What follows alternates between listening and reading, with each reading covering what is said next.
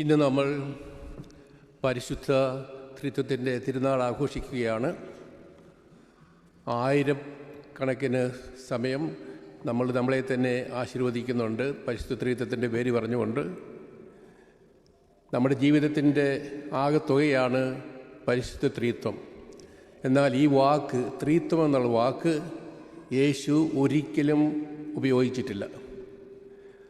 യേശു ദൈവത്തെ വെളിപ്പെടുത്തിയത് സ്നേഹം ആയിട്ടാണ്. ആ സ്നേഹത്തിൻ്റെ വിശദീകരണമാണ് നമ്മൾ ത്രിത്വമായിട്ട് കാണുന്നത്.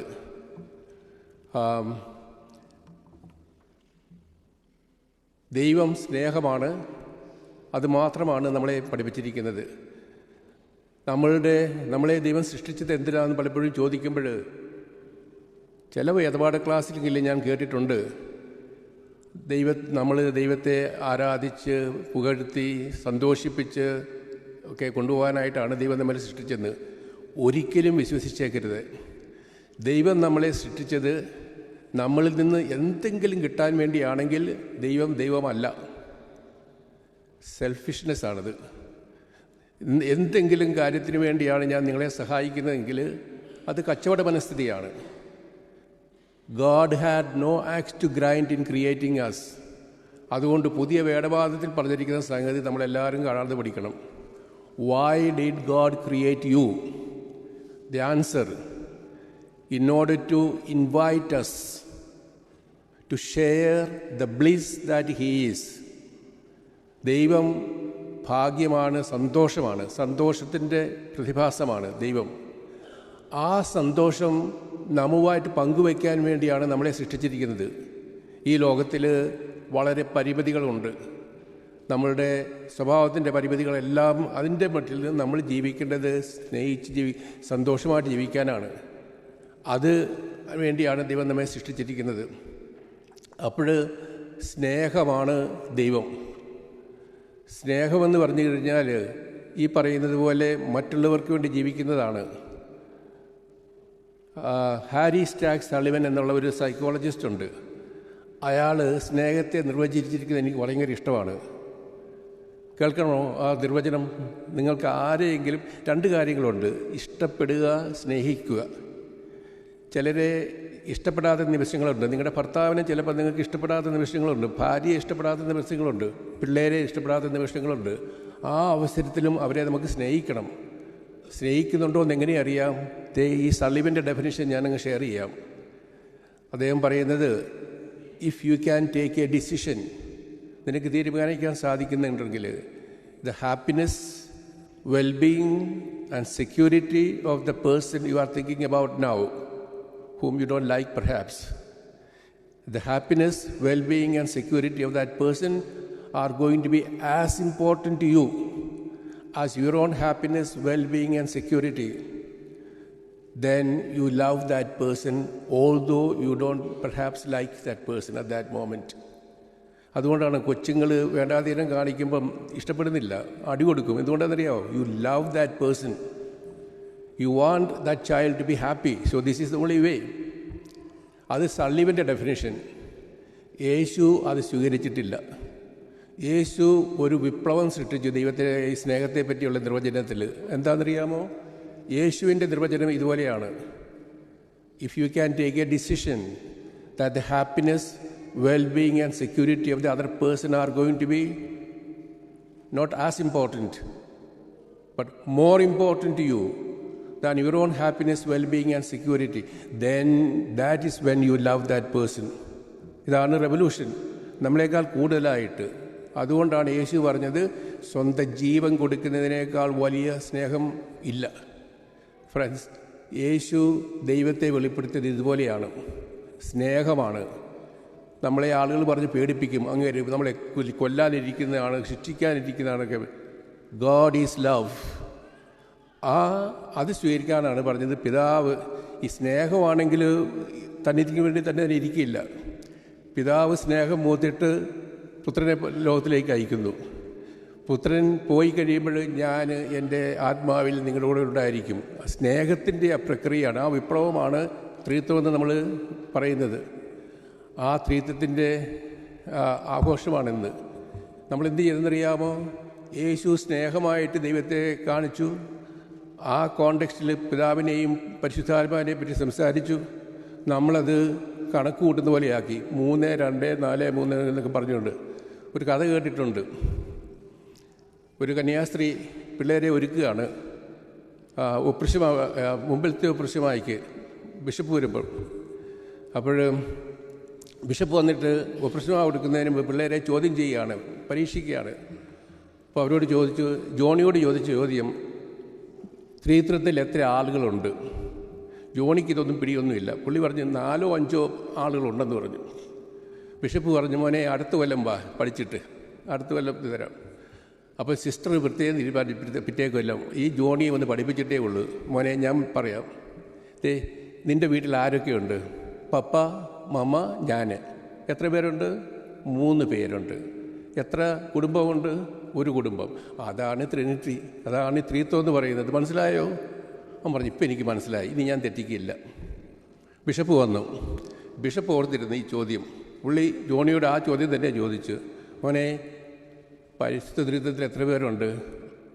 ജോണി നിന്നോട് പറഞ്ഞു 5 പേര്. 5. സിസ്റ്റർ പുറകെ നിന്നുകൊണ്ടും പറഞ്ഞു 3 പേരെന്ന് പറയാൻ.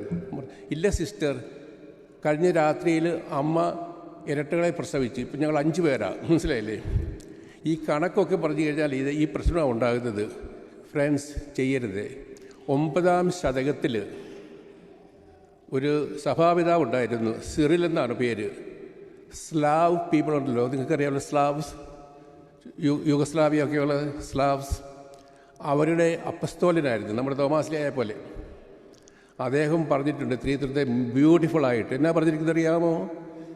പിതാവായ ദൈവം സൂര്യനെ പോലെ പ്രകാശഗോളമാണ്. പിതാവായ ദൈവം പ്രകാശഗോളം, അതിൻ്റെ പ്രകാശമാണ് പുത്രൻ, അതിൻ്റെ ഊഷ്മളതയാണ് പരിശുദ്ധാത്മാവ്. ഒറ്റ സൂര്യനേ ഉള്ളൂ, ഒരു സൂര്യൻ. അതിൻ്റെ അതിൻ്റെ പ്രകാശമാണ് പുത്രൻ, അതിൻ്റെ ഊഷ്മളതയാണ് പരിശുദ്ധാത്മാവ്. രസമല്ലേ ഇത് കേൾക്കാനായിട്ട്? നമുക്ക് ബുദ്ധിമുട്ടില്ലല്ലോ. 3 4 പറഞ്ഞ് വിഷമിച്ചിട്ട് കാര്യമില്ല. അമ്മ 2 പ്രസവിച്ചാലും ഒരു ദൈവമേ കാണത്തുള്ളൂ. അതുപോലെ നമ്മൾ മനസ്സിലാക്കുക വേണ്ടത് പരിശുദ്ധ ത്രിത്വം. നമ്മൾ ഓരോ പ്രാവശ്യവും കുരിശ് വരയ്ക്കുമ്പോഴും എന്നാ ചെയ്തെന്നറിയാമോ? ആ സ്നേഹം ജീവിതത്തിലേക്ക് പകർത്തുവാനായിട്ടുള്ള ആ ഒരു അഭിഷേകം നമ്മൾ നേടുകയാണ് ചെയ്തത്. നമ്മളിവിടെ ഇരിക്കുന്നവരെല്ലാവരും സന്തോഷമായിട്ട് ജീവിക്കണമെങ്കിൽ നമ്മൾ ഒരൊറ്റ കാര്യം ചെയ്താൽ മതി, സ്നേഹിക്കാൻ പഠിക്കുക. വേറൊരു കലാകാരനുണ്ട്, റഷ്യൻ കലാകാരൻ റൂബിലേവ് പരിസ്ഥിതി ത്രിത്വത്തെപ്പറ്റി ഒരു ഐക്കൺ വരച്ചിട്ടുണ്ട്. നിങ്ങൾക്ക് ഇവിടെയൊക്കെ വാങ്ങിക്കാനായിട്ട് കിട്ടുന്നതാണത്. ആ ഐക്കൻ്റെ പേര് ത്രോയിത്സ എന്ന് പറഞ്ഞാൽ റഷ്യനിൽ ട്രിനിറ്റി. ആ ഐക്കൺ ഒന്ന് നിങ്ങൾ നോക്കി കാണണം. 3 മാലാഖമാർ, അബ്രാഹത്തിനെ സന്ദർശിച്ച 3 മാലാഖമാർ ഉൽപ്പത്തിയുടെ പുസ്തകത്തിൽ അവരുടെ രൂപത്തിലാണ് ഈ പരിശുദ്ധത്തെ റൂബിലെ അവിടെ വരച്ചിരിക്കുന്നത്. നിങ്ങൾ ആദ്യം ആ മാലാഖമാരുടെ മുഖത്ത് നോക്കുക. Complete self possession, completely happy, പൂർണ്ണമായിട്ട് തികഞ്ഞ സന്തോഷം അവരുടെ മുഖത്ത്. ഒന്നുകൂടെ നോക്കുക, പൂർണ്ണമായിട്ട് self surrender to each other. എന്താ 2 കാര്യങ്ങൾ? പൂർണ്ണമായിട്ട് ഹാപ്പിയാണ് അവരിൽ തന്നെ. രണ്ടാമത്, പൂർണ്ണമായിട്ട് മറ്റുള്ളവർക്ക് സമർപ്പിക്കുന്നു. ഇത് രണ്ടും വെച്ചിട്ട് റൂബിലെ എക്സ്പ്ലെയിൻ ചെയ്ത് ഇതാണ് പരിശുദ്ധ ത്രിത്വം, ഇതാണ് ദൈവം, ഇതാണ് സ്നേഹം, ഇതാണ് സൗഹൃദം. എവിടെയെല്ലാം നിങ്ങൾക്ക് ഫ്രണ്ട്ഷിപ്പ് വേണോ, ഇതാണ് ഫോർമുല. ഫുൾനെസ്സിൽ നിന്ന് മുഴുവനായിട്ട് കൊടുക്കുക. ഇവിടെ ചെറുപ്പക്കാരൊക്കെ ഇരിപ്പുണ്ട്.